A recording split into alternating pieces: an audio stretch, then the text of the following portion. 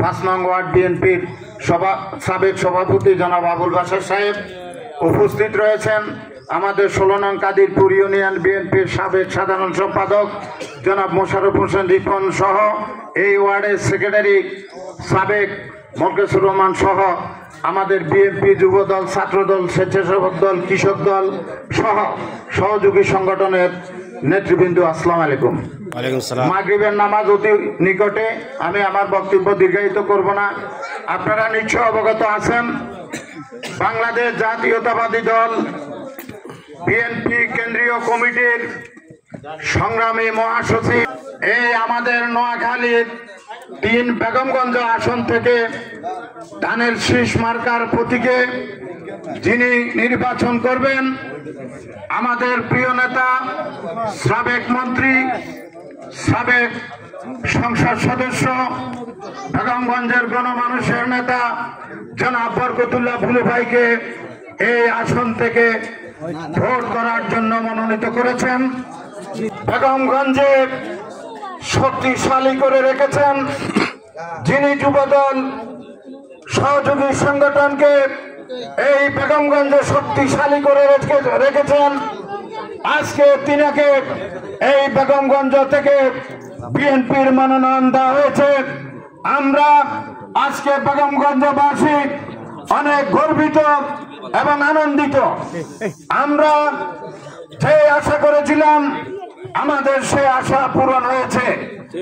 অনেক জল্পনা কল্পনার মধ্যে দিয়ে আমাদের প্রিয় নেতাকে, আমাদের বিএনপির ভারপ্রাপ্ত চেয়ারম্যান, আগামীর ভবিষ্যৎ, আগামীর প্রধানমন্ত্রী জনাব তারেক রহমান, ওনার সিদ্ধান্ত উনি সঠিক দিয়েছেন, আমাদের নেতাকে মনোনয়ন দিয়েছেন।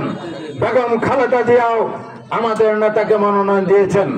সেজন্য আমরা কাদিরপুর ইউনিয়ন বিএনপি সহযোগী সংগঠন এবং কাদিরপুরের সর্বস্তরের জনগণের পক্ষ থেকে আমাদের প্রিয় নেতা জনাব তারেক রহমান, বেগম খালেদা জিয়াকে আমরা অভিনন্দন জানাচ্ছি।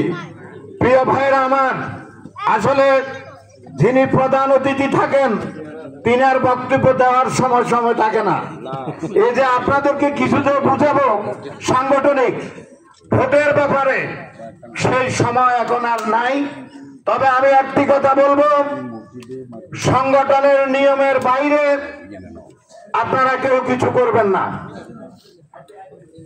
যেহেতু কেন্দ্রের সিদ্ধান্ত জেলা কমিটিকে পালন করতে হয়, জেলা কমিটি, থানা কমিটি পালন করতে হয়, ইউনিয়ন কমিটি, থানা কমিটির নির্দেশ মানতে হয়, ইউনিয়ন কমিটি, ওয়ার্ড কমিটিকে মানতে হয়, এবং সহযোগী সংগঠন তারাও ইউনিয়ন বিএনপিকে তাদের দিক নির্দেশনা মানতে হবে।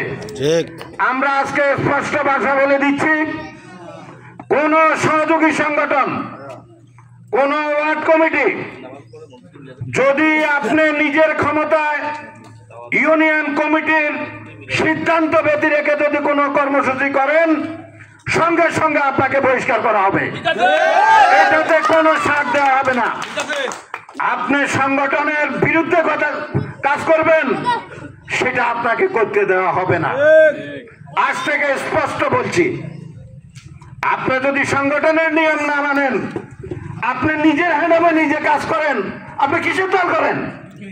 নেতার নেতৃত্ব মানবেন না, আপনাকে এই সাবাসকে দিচ্ছে। আমরা তো থানা কমিটির ওয়ার্ডার ছাড়া কিছু করি না, থানা কমিটি জেলা কমিটির ওয়ার্ডার ছাড়া কিছু করে না, জেলা কমিটি কেন্দ্রের কমিটির ওয়ার্ডার ছাড়া কিছু করে না। আপনি কেন করবেন? তাই আজকে থেকে আমরা বলছি, ইউনিয়ন নেতৃবৃন্দের পক্ষ থেকে আমি বলছি, কোন ছাড় দেওয়া হবে না এই সমস্ত কাজ করলে। আর আজকে থেকে 31 দফা কর্মসূচির যে লিফলেট এখানে বিতরণ করা হয়েছে, স্ব ওয়ার্ডে নেতৃবৃন্দুর প্রতি আমার অনুরোধ রইল, বাড়িতে বাড়িতে গিয়ে এটা পৌঁছাইতে হবে। এবং সদস্য ফরম আজ থেকে আমরা উদ্বোধন, আমাদের সাবেক সাধারণ সম্পাদক, ইনি এই ওয়ার্ডের একজন বিশিষ্ট নাগরিক, ওনার সদস্য ফরম আমরা পূরণ করেছি। ওনার মাধ্যমে উদ্বোধন করে আমরা আজকে শুরু করলাম। আজ থেকে আপনারা ওই 100টি ফর্ম পূরণ করবেন, এখানে কোনো ভুল ত্রুটি যেন না হয়। আর আপনাদেরকে বলতে চাই, আজ থেকে যেহেতু আমাদের প্রিয় নেতা বরকতুল্লাহ বুলু সাহেবকে মনোনয়ন দেওয়া হয়েছে, আজ থেকে ওনার পক্ষে, ধানের শীষের পক্ষে আপনারা ভোট চাইতে পারেন, কোনো ইনশাআল্লাহ আপত্তি নাই। তাই আজান দিচ্ছে, আমি আপনারা কষ্ট করে এখানে আসার জন্য আপনাদেরকে আমার পক্ষ থেকে, দলের পক্ষ থেকে অভিনন্দন এবং ধন্যবাদ জানিয়ে, আর নামাজের পরে মসজিদে মিলাদ হবে, মসজিদে মিলাদ হবে, সেখানে তবারক আপনাদের জন্য রাখা হয়েছে।